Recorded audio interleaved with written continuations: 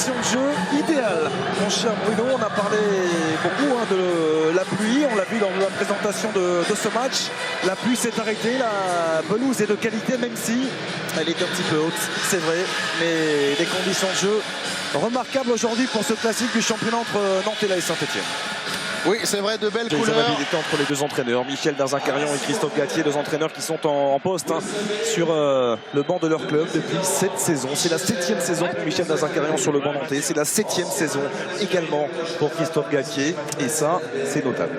Michel a dirigé le FC Nantes de 1992 à octobre. La composition d'équipe de l'AS Saint-Etienne, la voici avec ce 4-2-3-1, on en a parlé à Mouma et Céric Roux, se déroule notamment à la pointe de l'attaque. Et puis on va observer une minute de silence en la mémoire de Guy Scherrer, l'ancien président du Football Club de Nantes. Entre 92 et 96, il y avait notamment eu ce titre de champion de France, Bruno, en 1995. Tout simplement heureux de fêter le 7e titre des Jeux d'hiver après une série incroyable de 32 matchs sans défaite. Un record pour ponctuer l'une des plus belles pages de l'histoire du FC Nantes.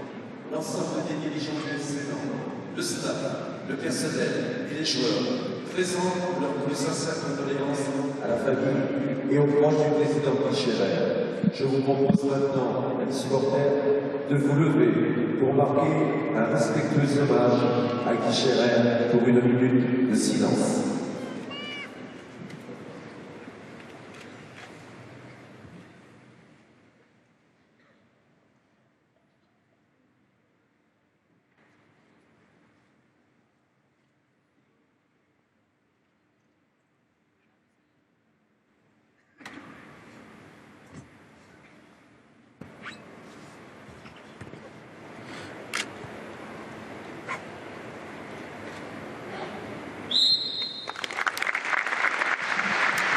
Beaucoup d'émotions, un hommage parfaitement respecté par tout le stade de la Beaujoire. Bruno, un président qui était très respecté, qui a marqué l'histoire du Football Club de Nantes. On l'a dit, entre 92 et 96, ce titre de 95 a jamais dans les têtes des supporters nantais, bien évidemment.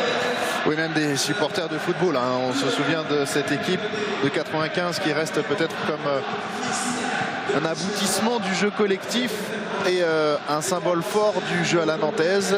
Donc bien entendu que le président de cette époque-là marque le football français de son empreinte.